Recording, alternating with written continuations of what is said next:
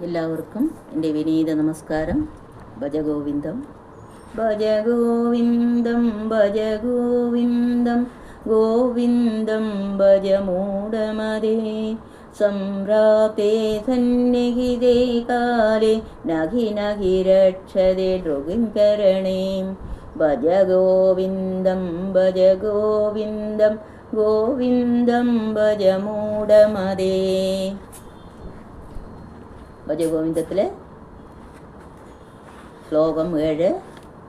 ബാലസ്ഥാവൽ ക്രീഡാസക്തഃ തരുണസ്ഥാവൽ തരുണീരക്തഃ വൃദ്ധസ്ഥാവൽ ചിന്താമഗ്ധഃ പരമേ ബ്രഹ്മണി കോപിനലഗ്നഃ ഭജഗോവിന്ദം ഭജഗോവിന്ദം ഗോവിന്ദം ഭജമൂഢമതേ.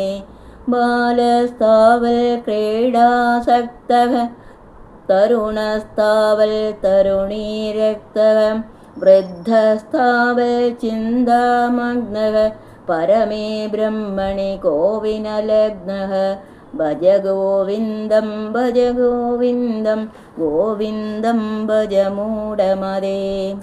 ബാലസ്ഥാവൽ ക്രീഡാസക്തഃ കുട്ടിയായിരിക്കുമ്പോൾ കളികളിൽ മുഴുകുന്നു. തരുണാതാവൽ തരുണീരക്തഃ യുവാവായിരിക്കുമ്പോൾ യുവതികളിൽ അനുരക്തനായി കഴിയുന്നു. വൃദ്ധാതാവൽ ചിന്താമഗ്ധഃ വൃദ്ധനായിരിക്കുമ്പോൾ ആകുല ചിന്തകളിലും ആമഗ്ധനായി തീരുന്നു. പരമേ ബ്രഹ്മണിക അഭിന ലഗ്നഃ പരബ്രഹ്മത്തിൽ ആരും ലീനനാവുന്നുമില്ല. ആയുസ്സിൻ്റെ നീളം തന്നെ കുറവ്, ലക്ഷ്യമാകട്ടെ വളരെ അകലെയും.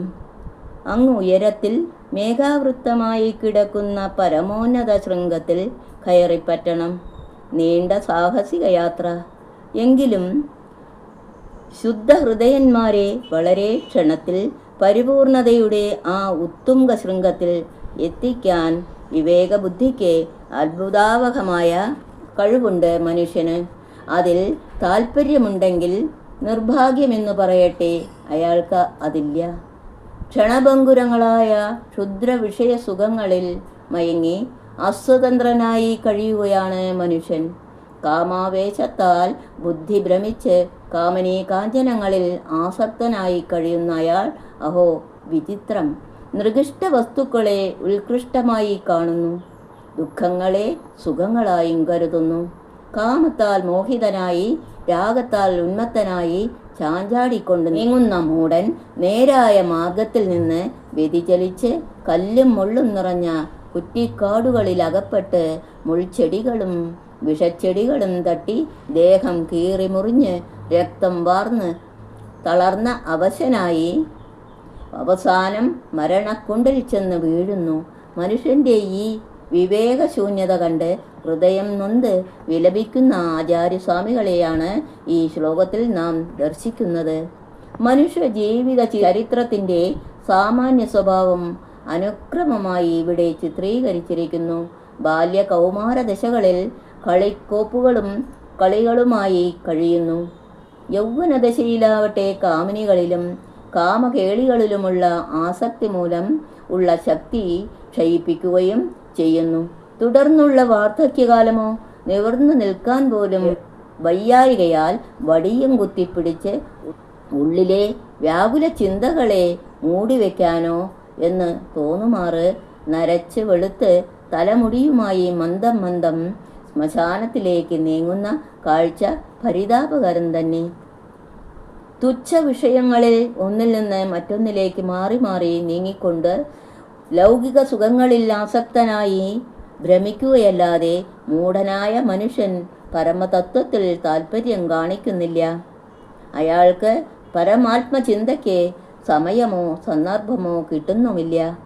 കളി, കാമം, കഥനം ഇവയിൽ ഒതുങ്ങി നിൽക്കുന്ന വിവേകശൂന്യനായ മനുഷ്യൻ്റെ ജീവിതം എന്ന് പറയാം. കാലത്തിൻ്റെയോ പരിണാമത്തിൻ്റെയോ ഗതിയെ തടയാൻ ആർക്കും സാധ്യമല്ല. കാലപ്രവാഹത്തിൽ പന്തും പാവയും കാമത്തിനും കാമിനിക്കും വഴിമാറിക്കൊടുത്തേ മതിയാവൂ.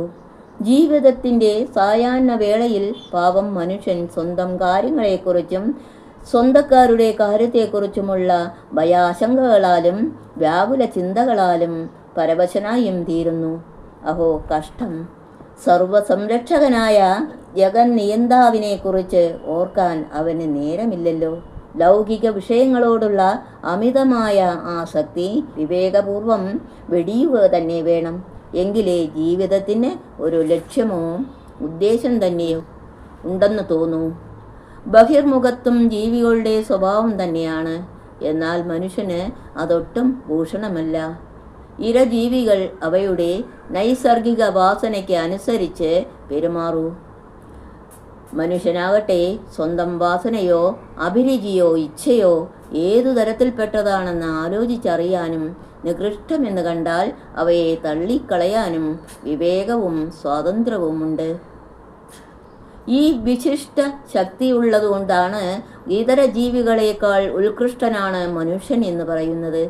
പ്രസ്തുത വൈഭവത്തെ നേരാംവണ്ണം വിനിയോഗിക്കുകയാണെങ്കിൽ പരമോത്കൃഷ്ട പദവിയിലേക്ക് സ്വയം ഉയരാനും അവന് കഴിയും.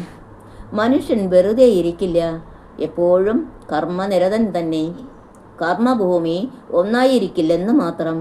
വിവിധ കളികളിലുള്ള കമ്പം കാരണം ആദ്യം വീട്ടുമുറ്റത്തും തുടർന്ന് മൈതാനങ്ങളിലും പിന്നീട് പ്രണയ കേളിയിലുള്ള ഇമ്പം കാരണം കാമിനികൾക്ക് പിന്നാലെയും അത് കഴിഞ്ഞാൽ ഒന്നിനും വയ്യാതെ പരവശനായി ആസ്പത്രിയിലെ കട്ടിലുകളുമായി കഴിയുക. സാധാരണ മനുഷ്യൻ്റെ സർവ പ്രവർത്തനങ്ങളും നേട്ടങ്ങളും ഇതിൽ ഒതുങ്ങുന്നു. ഇതിനെ നേരമുള്ളൂ, മറ്റൊന്നിനും ശ്രദ്ധയുമില്ല. ആയുസ് ചുരുങ്ങി ചുരുങ്ങി വരികയാണ്. എന്നിട്ടും പരമേശ്വരനെക്കുറിച്ച് ചിന്തിക്കാൻ അവന് സമയമില്ല. സൃഷ്ടിയിൽ തന്നെയുള്ള ഒരു ദൂഷ്യമത്രേ ബഹിർമുഖത്വം. ഇന്ദ്രിയങ്ങളെ വെളിയിലേക്ക് തിരിച്ചിട്ടാണ് ബ്രഹ്മാവ് സൃഷ്ടിച്ചതു തന്നെ. അതിനാൽ വിഷയാഭിമുഖമായ ജീവിതം നയിക്കാനായിരിക്കും പ്രായേണ മനുഷ്യൻ അഭിരുചി എന്ന് കഠോപനിഷത്ത് സൂചിപ്പിക്കുന്നു.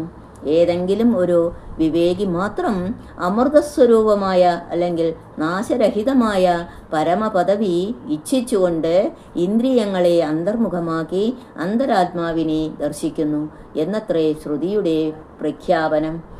ഈശ്വരനിൽ രാഗം വളരണമെങ്കിൽ വിഷയങ്ങളിൽ രാഗമില്ലാതാവണം. മനസ്സിനെ ഈശ്വരൻ്റെ നേരെ തിരിക്കൂ. അങ്ങനെ ശോകമോഹ കലുഷിതമായ തുച്ഛ വിഷയങ്ങളിൽ നിന്ന് അതിനെ സാവധാനം പിന്തിരിപ്പിക്കാൻ പഠിക്കൂ. ഈശ്വരനു നേരെ മനസ്സ് തിരിയണമെങ്കിൽ ഈശ്വരനിൽ പ്രേമമുദിക്കണം. ഈശ്വരഭക്തി വളർത്തിക്കൊണ്ട് വിഷയവിരക്തി കൈവരിക്കണം എന്നർത്ഥം. പരാഞ്ജീഖാനി എതിർന്നത് സ്വയംഭൂ യസ്മാൽ പരാങ് പശ്യതി നാന്തരാത്മൻ കശ്ചിദ്ധീര പ്രത്യഗാത്മന മൈഷത് ആവൃത്തചക്ഷുഹു അമൃതത്വമിച്ഛൻ. കഠോപനിഷത്തിലെ ഒരു ശ്ലോകമാണ്. ഓം തത്സത്. സർവം കൃഷ്ണാർപ്പണം.